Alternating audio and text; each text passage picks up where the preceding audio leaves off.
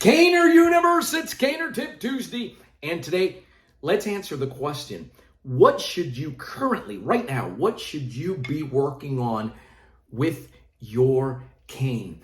And before we do that, as always, a warm welcome to everyone, especially if you're here for the first time. Hey, go ahead if you love the content, hit the subscribe button and the little bell icon so that you don't miss any future content, and avail yourself of the free resource. The most important one is the no-cost cane clarity call. Text the letters CCC to the number on the screen. In less than 24 hours, we will be in a conversation with you, finding out where you are, what's important to you, what is it that attracts you, why are you watching this, what is it about the cane and ACSD that attract you.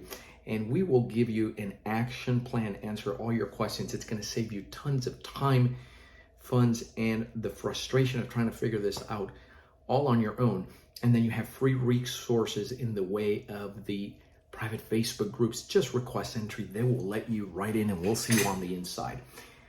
So listen, what should you be working on right now? And I'm going to answer that whether you are a beginner, whether you, and I'm talking now ACSD, so maybe you haven't gotten started, maybe you're at the leader level, maybe you're advanced, maybe you're at the master's level. What should you be working on right now? There's two things to focus on and answer. And number one is, what is the goal? Right? That's the first one. And number two, where are you in the timeline of your cane training? That is the bottom line. That's the equalizer. Where are you? Now, if you're just starting off, you have to decide or think about, what is it that you want to derive? Why would you get trained in the first place? Well, the first one is, if you're coming to this for self-protection, just having one of these, I don't care whether it's this or whether it's our, Raven aircraft grade aluminum cane, you're always going to be limited to what you can do with this based on what your training allows you. I tell you week in and week out, because it's not about this. This is really cool, but it's about what you can do with this. This by itself is just leaning there. Get them. Nothing's going to happen there.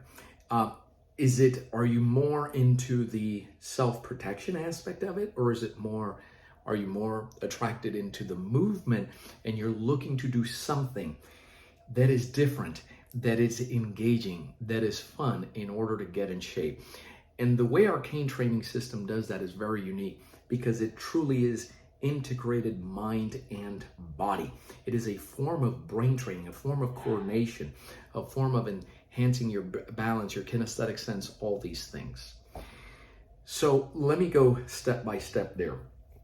There is a way, if what it is self-protection, then there's certain components within self-protection with the tool that you got to learn. The first thing this thing affords you is leverage. It's going to give you a reach advantage.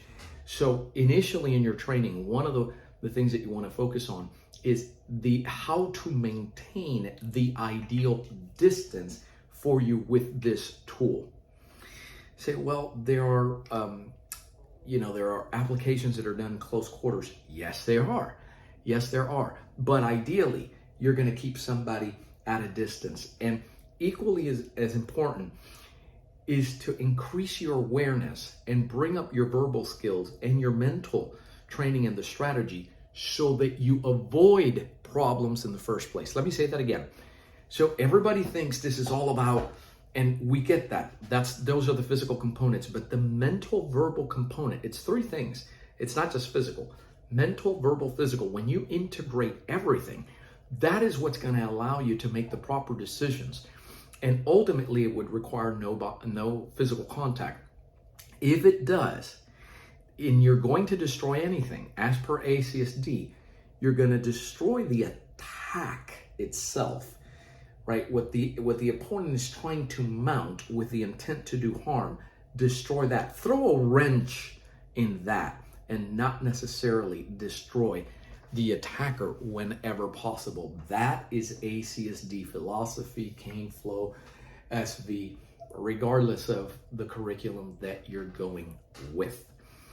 And our curriculums tend to be movement-based. That's why they're a departure from the whole, well, if you throw a strike like this, then this is the exact recipe as to how to handle it. No, this is an example of how to handle that based on movement. Once you have the movement, then you are free to apply that in a variety of different ways and situations. So if you're just starting off, that may be one way to do it. You say, well, I love the self-protection aspect of it, but I'm here for the movement. So my understanding is cane flow. Yeah. It's already built into both ACSD Core, that's one curriculum, that's your leader, your advanced, your masters. It's built in there already. And you'll have plenty to work on. One of the things you may want to do, for instance, one of the things you'll learn is your power shot template. You're keeping your distance, how to maximize that distance, how to carry the cane, how to hold the cane, the only two ways of carrying that cane so that you're not calling attention to yourself. And then it's a good idea to make contact. You don't have, if you have a bag, a stack of tires, whatever it is, this is for you. This is for you so that you understand that when you strike, what that feels like on your wrist, on your forearms, and the rest of your body. Because we show you how to maximize those strikes. It's not about winding up and just telegraphing what you're doing. That's what an untrained individual would do. So the other component of that is getting educated on where to strike. That makes a difference because you don't want to waste any strikes with this. Doing so may just open the eyes of the opponent who's bigger, stronger, faster. They can take that cane away, use it against you. It's how people get victimized. We don't want that for anybody. So there is a method, a way, and a hierarchy as to where to strike. You often hear me say, if you take out the limbs, you win, right? That's one way of destroying the attack, a step up, right? It would be ideal if we can just throw a wrench in this whole thing just by having a conversation, saying some things, creating the distance, and then not having a pursuit. That would be ideal. But where you strike, right? It is an impact tool. It seeks bone. Hey, there's another truth. You put that, you're not going to be doing any hokey pokey strikes to midline where assailants can see it, and just a host of ways that you can get in trouble if you don't know what you're doing with this. What about if you have been training? You're a bit more advanced. If you're at the leader level and you're already doing training, one of the first things you can do today is, and one of the most important things you can do is avail yourself of the empty hand training. So everything you do with this cane in ACSD has an empty hand translation. Okay? Avail yourself of that training. It is a treasure. The way I put this together decades ago is so that if you don't have the cane or you drop that cane, you can still be effective with whatever you have in your hand or you don't have in your hand, right? So every cane application has an empty hand translation. The sooner you plug into that, that is the full strength ACSD that we refer to today. And you have access to it today, and it's self-paced, and it has a wonderful set of trained eyes giving you the feedback, the support, and the accountability that you're going to need. So focus on that empty hand.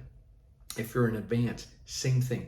Take the alphabet, take those forms, those exercises, that drilling that you're working on, and really get an understanding of what you're doing. Take a look at it also with the empty hand. If you have an opportunity to do that, right? You have empty hand level 2, which corresponds to advanced. That way it's going to take your understanding of everything that you're doing, taking it to the next level. And if you're at the master's level, well, that's where we introduce double canes, and that is a higher form of brain training, because now you can be doing synchronous work, things at the same time, but we can also do one thing with one hand and something completely different with another. That takes it to another level of brain training and kinesthetic training, and the advantage that gives you.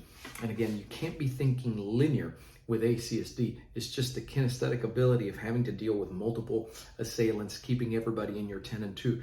And the fact that I may have to go with one rhythm here, move my legs out of the way at a completely another pace, that just gives you dominion over the tool. And so if you're at the master's level, it's really your handling and your footwork with 2 of these at the same time. We take you step by step on how to learn that. And so that's how you look at it. Where are you right now? Where does your interest lie? And then there is a method. There's a hierarchy. Focus on the most important things first. Major on the majors and not on the minors. And to that end, again, take us up. That no-cost cane clarity call. Text the letter CCC to the number on the screen. Let's have a conversation. We're in week 2 right now. So it's still open. It'll be open until week number 3, but don't let it sit there. If you really want to get trained and do things right, it's wonderful that you got yourself a nice cane, but so what? It's all about what you can do with this tool, and there's a proper way of doing it. Do it the right way. You're always going to be thankful for it. Okay, I'm Joe Robaina for American Cane Self-Defense. Thanks for watching. Keep caning. Stay safe.